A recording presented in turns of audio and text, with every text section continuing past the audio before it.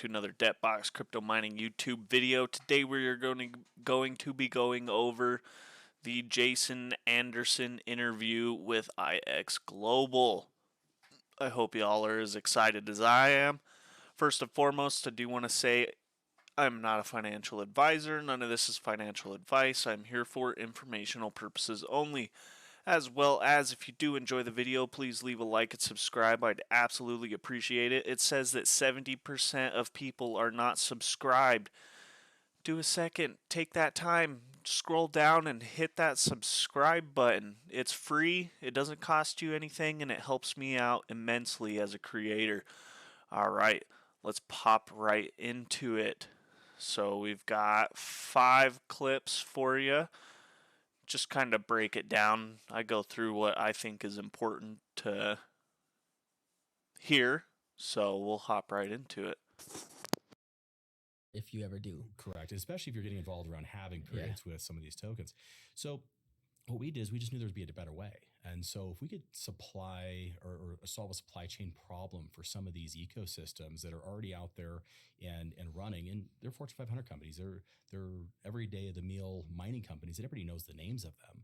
But if we can solve a problem for them and get them to the underlying assets quicker, cheaper, easier, more importantly, more efficient in the economy to scale, but also the ecosystem and the environment, the eco-friendly side of it. Yeah. You know, it's one thing to kind of go mining, and mining has its downsides to everything. I mean, there's no way to basically say I'm mining and not have an issue with the earth or with the ecosystem of the environment.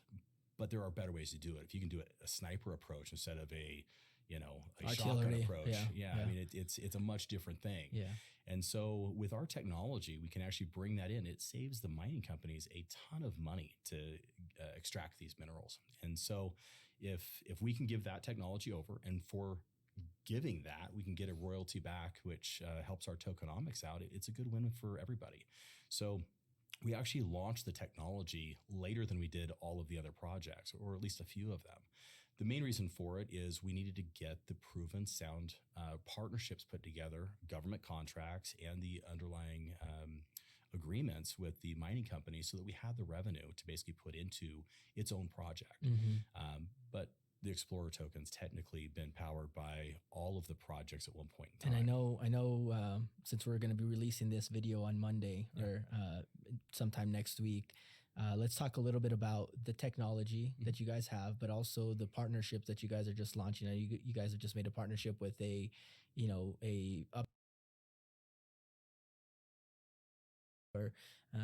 agriculture, or and the Explorer project enables for that. Correct. And now bringing these two technologies is going to enable debt to have a global presence instead of just a regional presence, if you will. Correct. And one of the best things that I can kind of say is that the synergies with Fleet made a lot of sense because, they were using technology with the nodes. The only technology they basically were doing is the nodes were basically feeding that live back to the satellites. And I just want to clarify one thing, because when we're talking nodes, we're not talking the crypto nodes. Seismic nodes are these little pieces of equipment that have little antennae on it. They put them into the ground. They hammer them into the ground, if you will, and then that creates a vibration, and that feeds up to the satellite in real time. So correct. If we're talking these seismic nodes that go into the ground, this way people don't think we're putting nodes in the ground and mining off of it. So seismic nodes, basically what they do is they put a burst. It happens over the last 100 years. It's been dynamite or something else to basically shake up to get the vibrations back. And this technology is not new. It's being reformed to simpler terms. And so these seismic nodes go through and they do create vibrations, and you put dozens of them around a square kilometer. And that basically feeds you one density. This is actually the one piece we were not able to get without going out there and actually drilling holes. With Fleet, it actually gave it to us. So our technology basically gave you a 2D image, is the best way to say it. Yeah. We had to use an algorithm to apothecate basically what was going to happen. And in any guesswork, there are some rooms for errors to kind of say. Yeah. With these seismic nodes, it actually gives us a full 3D image, which means we never actually have to dig a test hole. We never have to dig a core sample. We will know actually what's physically there, physically from the scan. So there is no damage to the ecosystem or the environment. We can basically go out there. If there's nothing there, we don't have to put a bulldozer there. And you said bulldozer. Let me tell you something, that doesn't actually happen. It is machete. It's machetes, yeah. It is machete. And so, bulldozers, the luxury of life of walking your house and being warm. So understand that we are trying to be as environmentally friendly as possible in our mining destinations. I think that's important. And there's no need to disrupt villages or streams or go through the environmental impact of certain regions and taking down trees that have been there for 100 years. It's worthless anyway if there's nothing there. And if there is something there, why not carve a very particular path, like a sniper, infantry basically going in instead of basically taking a whole, square kilometer and bulldozing it. Yep. And strip mining versus cost effective, number one, yes. Eco-friendly approach to mining, following those veins, following the reserves instead of having to go out there and blast holes and figure out what you got in the pay dirt and make a big mess, right? Necessary. The scaling of the debt box ecosystem from a human resources side, right? Kind of where were you guys at last year when you started? Where are you at right now? Has the development team grown? Kind of what are you seeing for that vision as far as infrastructure for the community? Well, customer service started off with one customer service agent, and we started off with two programmers. That was last November, September, October, November. After the launch of Black Gold, we did start ramping developers. And the reason for it is we knew we had debt coming, we knew we had grow coming, we knew we had natural gas coming.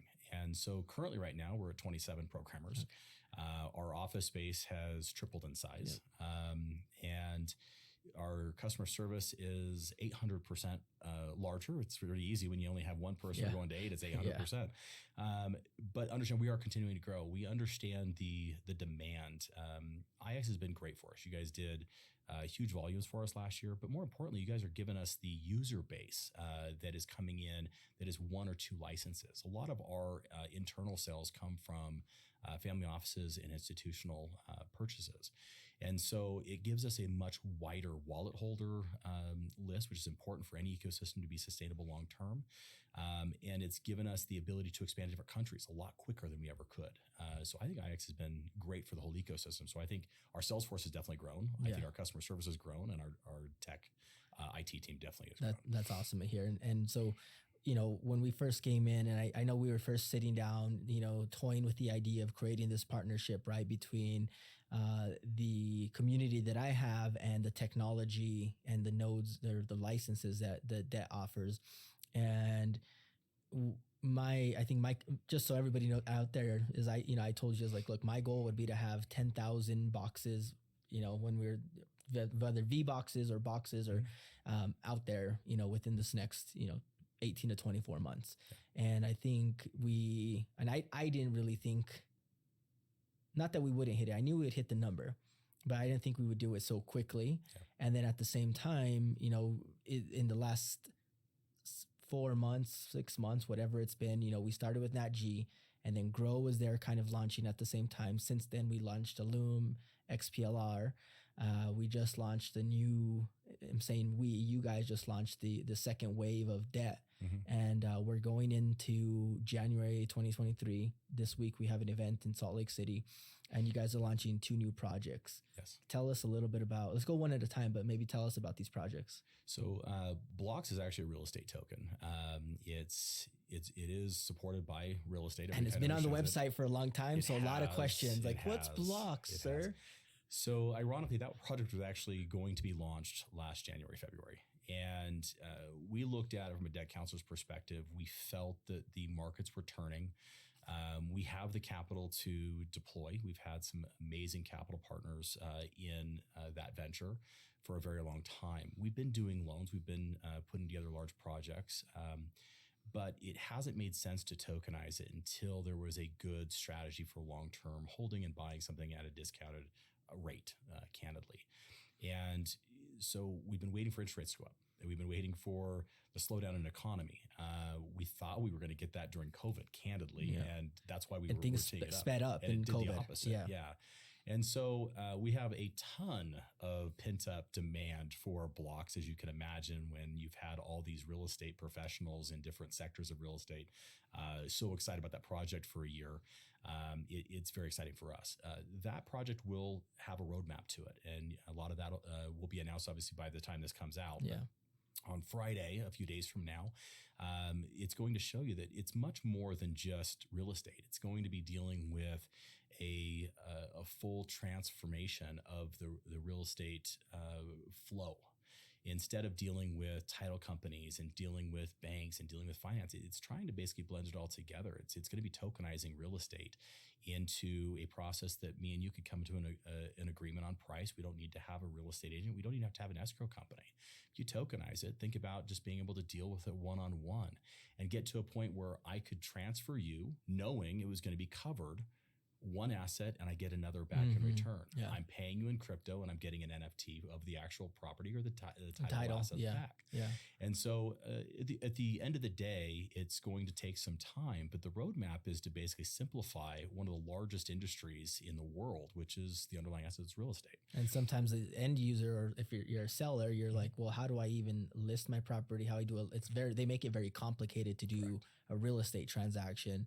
And I think it's like that by nature, right? Because there's obviously a lot of individuals or brokerages. There is a sector that will hate this. And I think that's like any technology, right? When you start to disrupt it, there's a lot of people that are, oh, that's not going to work. You get a lot of hate on it. It's ridiculed. And then finally they're like, oh, you know what? This might be better for my clients. If you look at, 3% buy, 3% sell, your mortgage officer makes money, your title company makes money, your recording fees make money.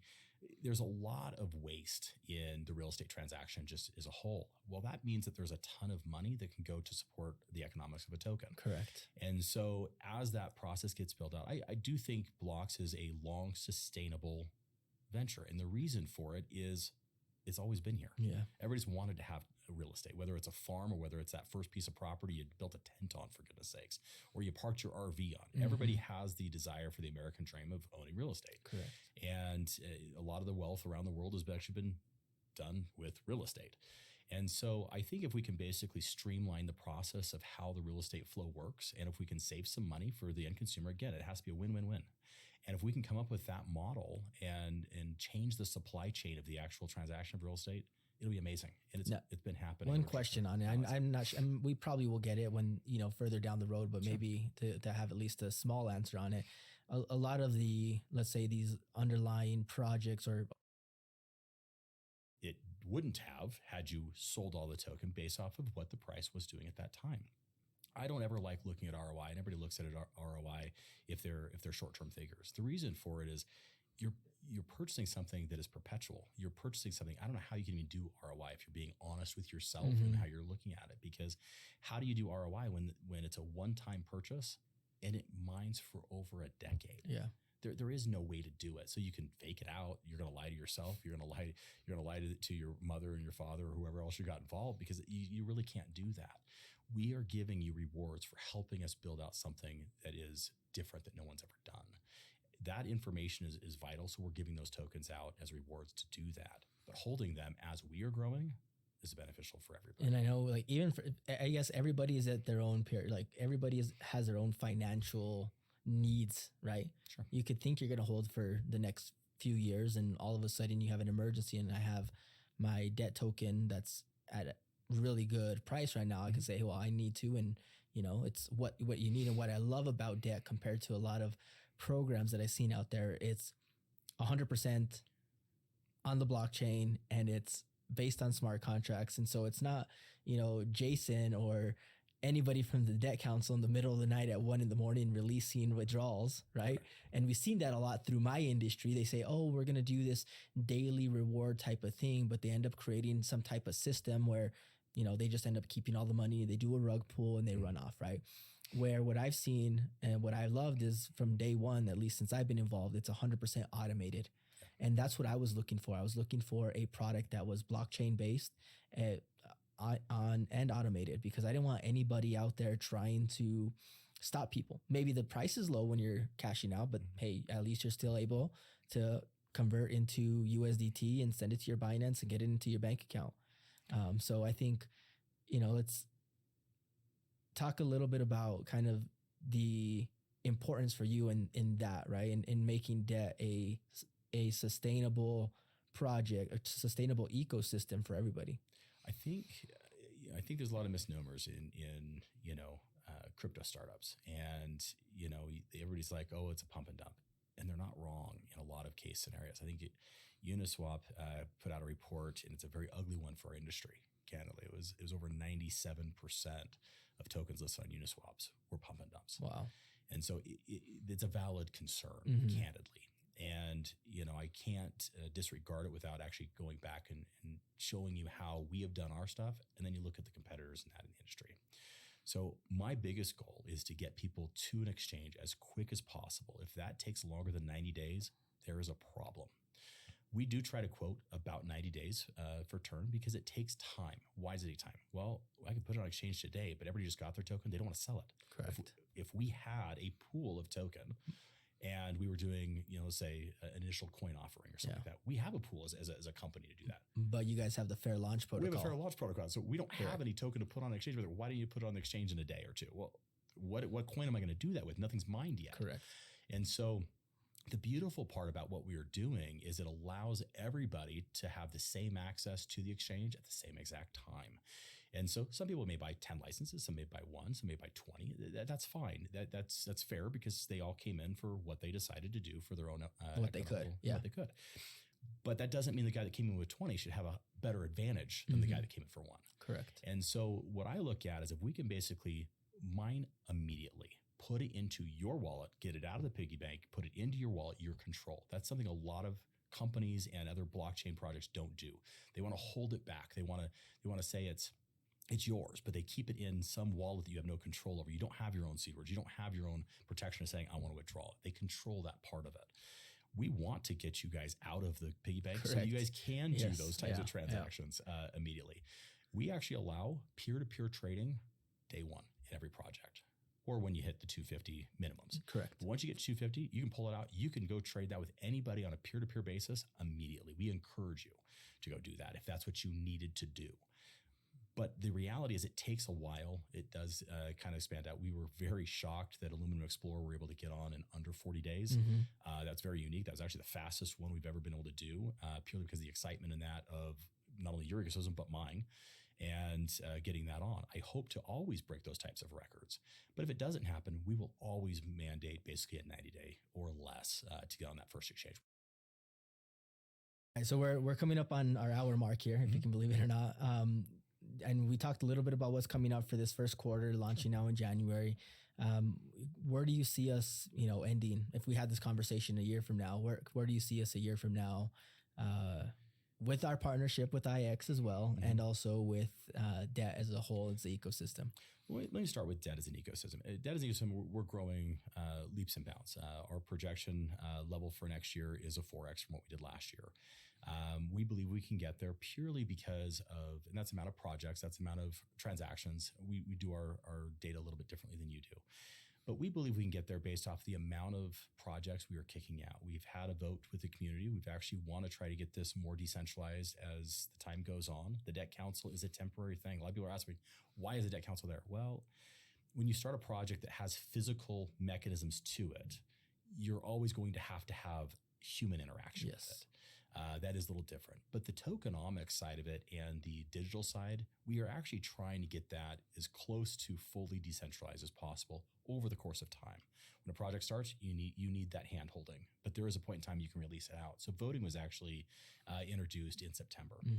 We've done actually several votes. It's actually changed tokenomics of 2 projects, ironically. And we let the node holders decide that. We don't, at the Debt Council, whether you vote right or wrong, we don't really have a say. Once we put a vote out, that is what we're doing. We had a vote to change tokenomics of gold. It was 100%. I mean, the Debt Council is not going to override that. We're going to migrate it and go to a new contract and go. We've had a vote to release pre-launches of debt a little early. They were not going to start mining, but do pre-sales. overwhelmingly, people wanted to buy them early or have the opportunity to buy them early, make sure they got one. We sold out debt, all 15,000 licenses in the first 12 months in under 45 days. We are down to 70 something licenses right now, less and than under 30, no, about 42 days right now. So I have a feeling coming out of the event a few days from now, we will be sold out of debt for the second year. Yeah. And I think people are going to be kicking themselves because they didn't get one. When it was available. I agree. And that's a fun one. And we can kind of talk a little bit about it and kind of go time and time again. But the biggest benefits of debt is not the tokens or what it's mining. It's the opportunity it's giving you for the new projects. You're going to get 5 airdrops at pre-launch prices for blocks. You're going to get 1 for BEV. Those licenses can go up by 3 or 4 or 5,000 each. Correct.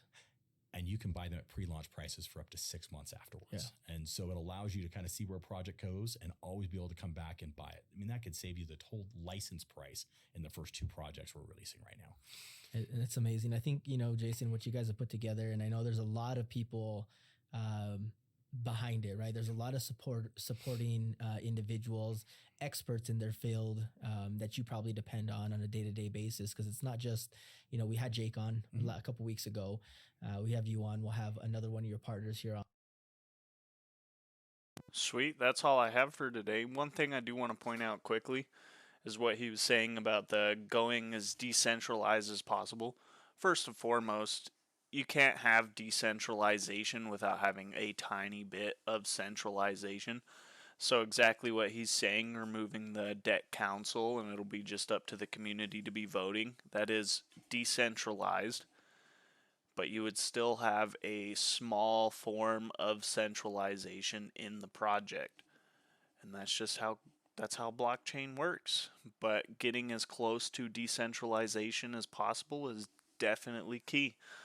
I do want to state, if you did enjoy the video, please leave a like and subscribe. I'd absolutely appreciate it. Like I said before, 70-something% are not subscribed, so just take a second of your time. I'd really appreciate it to scroll down and hit that subscribe button.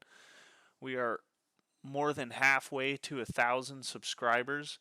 I do want to state I am doing a giveaway at 1,000 subscribers. I think I'm going to be doing $100 worth of a token to 5 different people, or if you just prefer cash, I can send that over, whatever's clever.